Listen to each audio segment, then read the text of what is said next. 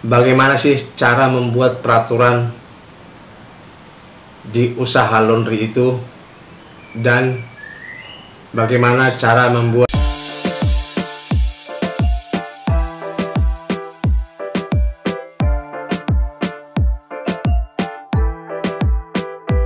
Halo sobat, berjumpa lagi di channel saya, yaitu channel tentang tutorial usaha laundry. Bagaimana kabar para sobat? Mudah-mudahan sehat walafiat dan usahanya semoga semakin berkembang. Topik kita kali ini sobat, yaitu menjawab pertanyaan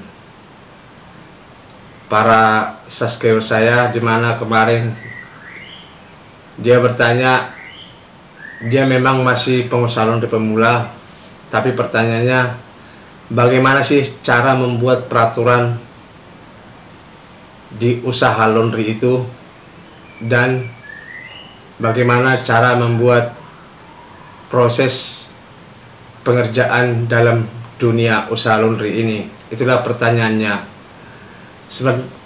Sebenarnya sobat, kalau membuat peraturan dalam dunia usaha laundry ini ya tergantung kita, tergantung si pemilik laundry masing-masing.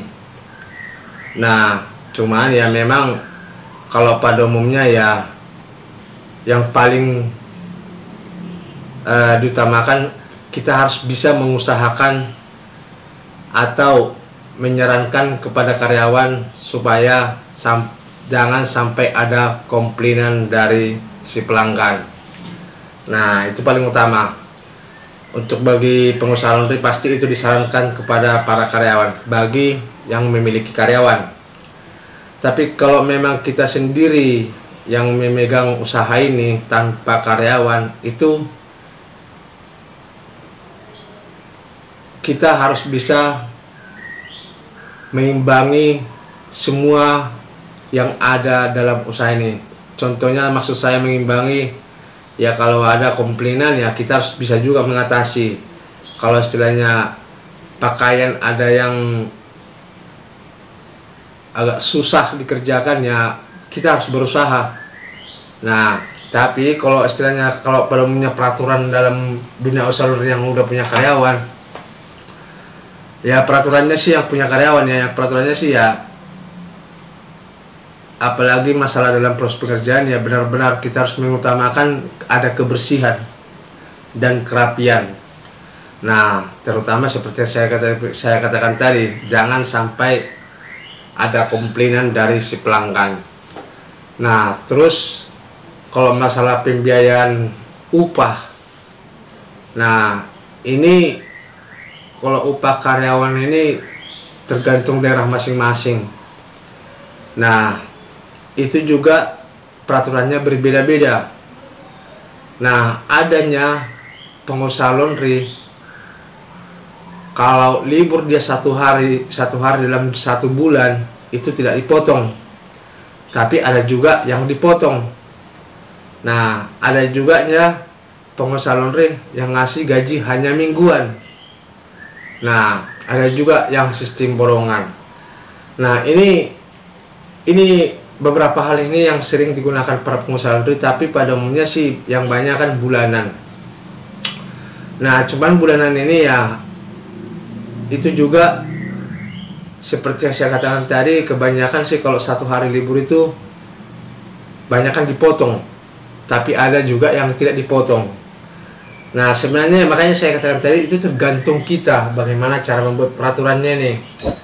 Tapi kalau supaya lebih gampang kita mengikutinya, nah supaya nanti jangan berbelit-belit, lebih baiknya kita mengikuti peraturan usaha laundry yang ada di daerah kita.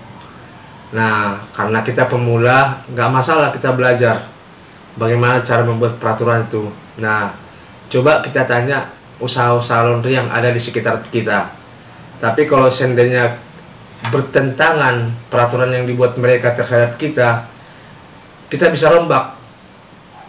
Cocoknya harus seperti ini. Nah, contoh aturannya, di sana gajiannya mingguan, apa mending saya gaji bulanan, saya buat karyawan saya. Nah, itulah contohnya.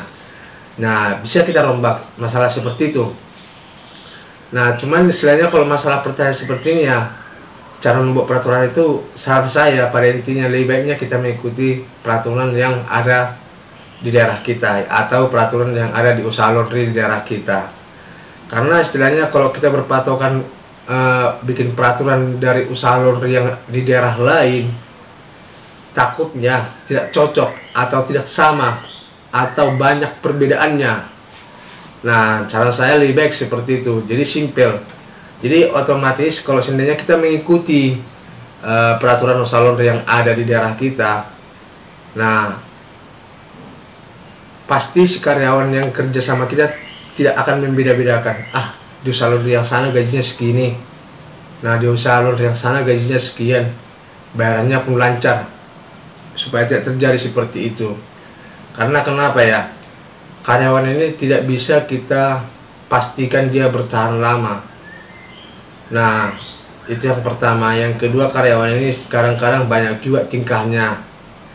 Karena tingkahnya ini ya, karena dilihatnya lebih besar gaji di sana, di usaha tetangga usaha laundry di samping kita pindah ke situ.